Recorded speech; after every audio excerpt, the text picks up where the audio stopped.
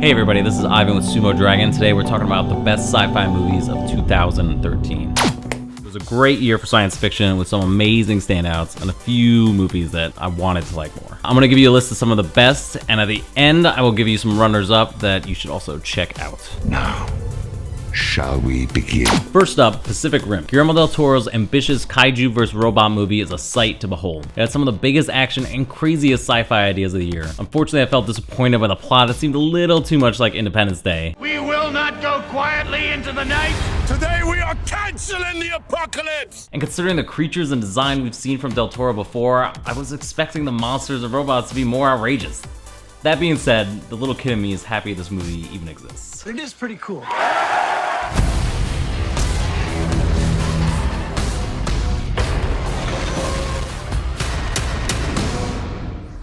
Number 9 is Star Trek Into Darkness, the sequel to 2009's better than I could have ever hoped for reboot. Into Darkness continues a lot of what made the first film amazing, and watching the Enterprise get destroyed throughout all the Star Trek films always entertains me. The ship's dead, sir. She's gone. But sticking Khan in this film and rehashing a lot of the ideas from Wrath of Khan really held this movie back. I'm sorry. I'm all in for the third film, but I hope they go with a totally original plot. No ship should go down without her captain. Number 8 is going to Elysium, a movie I was expecting to be the best sci-fi movie of the year. District 9 cemented Neil Blomkamp as a director to watch, and the design and sci-fi concepts of this movie did not disappoint. But Matt Damon's weak backstory You're still stealing cars? No, since I got out, I've been trying to live a normal life. and paper-thin villain motives, as well as the in-your-face message about free healthcare, Cancer cells removed. stunted this movie from being the best of the year. But I could watch a Blomkamp action scene any day. They will hunt you to the edge of the earth for this.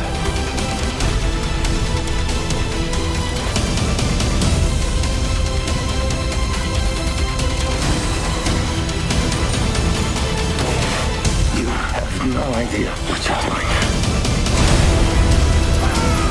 7 is going to a surprise movie for me called Europa Report, about the first manned mission to Jupiter's icy moon Europa. I love realistic science fiction and long dream of a time when we as a species might finally go to the most likely place for life in our solar system. We keep looking for the answers to those really tough questions. Who are we? Where do we come from? And are we alone? I am getting tired of the found footage technique, but they used it well as a reality show for us people back on Earth. I can't believe I'm here. This is incredible. If you've ever wondered what's under the ice of Europa, check this film out. Number 6, I'm giving to all 3 Marvel superhero movies that came out this year. Iron Man 3 was a vast improvement on the second film. With Shane Black in the director's chair, this new film deals with Tony Stark's post-traumatic stress after the events in the Avengers. It had lots of Iron Man armors on display, and a unique take on the Mandarin that I still don't know if I love or hate.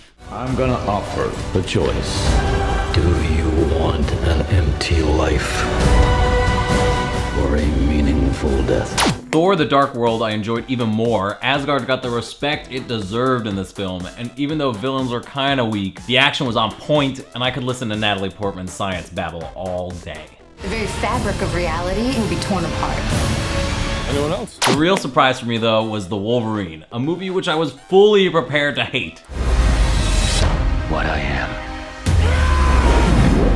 can't be undone. Maybe the low expectations helped, but I was entertained the whole time by this film. And while I could have lived without Wolverine fighting a giant robot at the end, Wolverine vs. samurais and ninjas was enough to make up for it.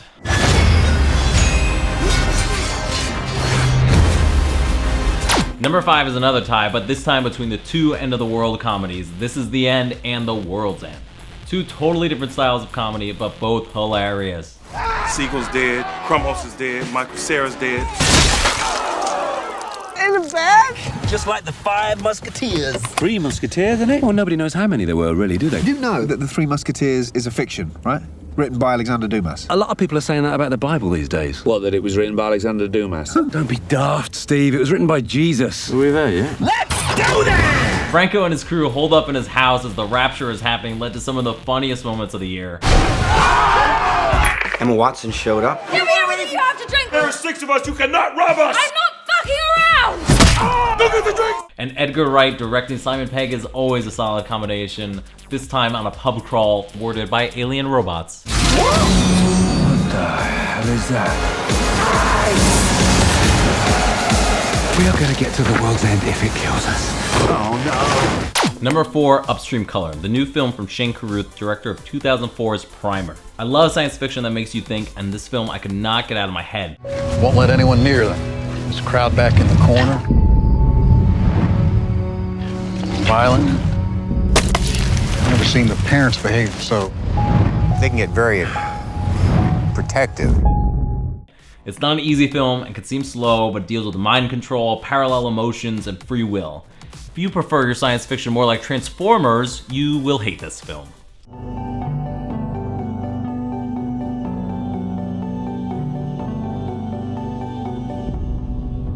Number 3 is going to Man of Steel. Now I know a lot of people hated this movie, and yes, the collateral damage was ridiculous, and snapping Zod's neck may be a tad excessive, but aliens were trying to take over the planet. Shit was gonna get real, and Superman had to get his hands dirty.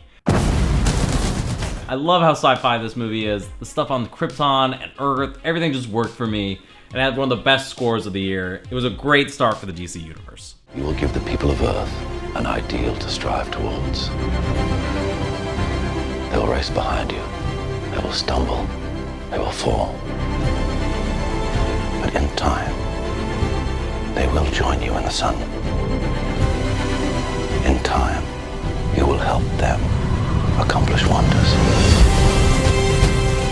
Number 2 is The Hunger Games: Catching Fire. I cannot believe how good this movie was. I did not love the first one by any means. I have not read the books at all.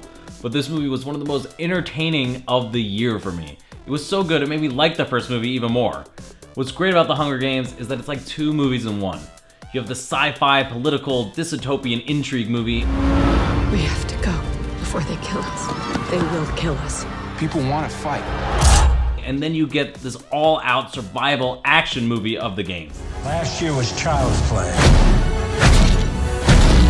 This year, you're dealing with all experienced killers.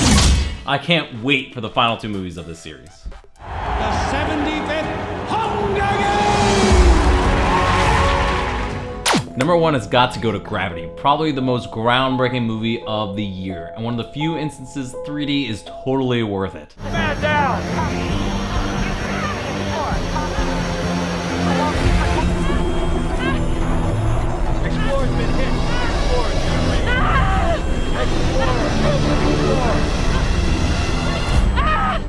This movie will have you on the edge of your seat the entire time, and Alfonso Cuarón's single takes are beautiful to watch play out. The effects, the acting, the story were all top-notch, and it will definitely go down as one of the greatest science fiction movies ever. Okay, so that is my top 10, but I'm not done. Here are some runner-ups that deserve a watch. Antiviral, a sick, twisted film directed by the son of David Cronenberg. It's about how far we are willing to go to be close to celebrities.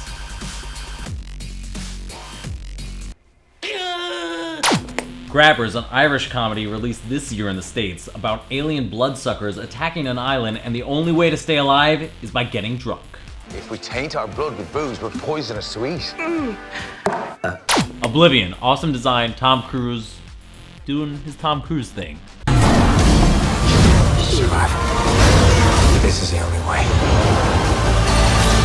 Mr. Nobody, Jared Leto in a movie about infinite possibilities. Who are you? I'm Mr. Nobody, a man who doesn't exist.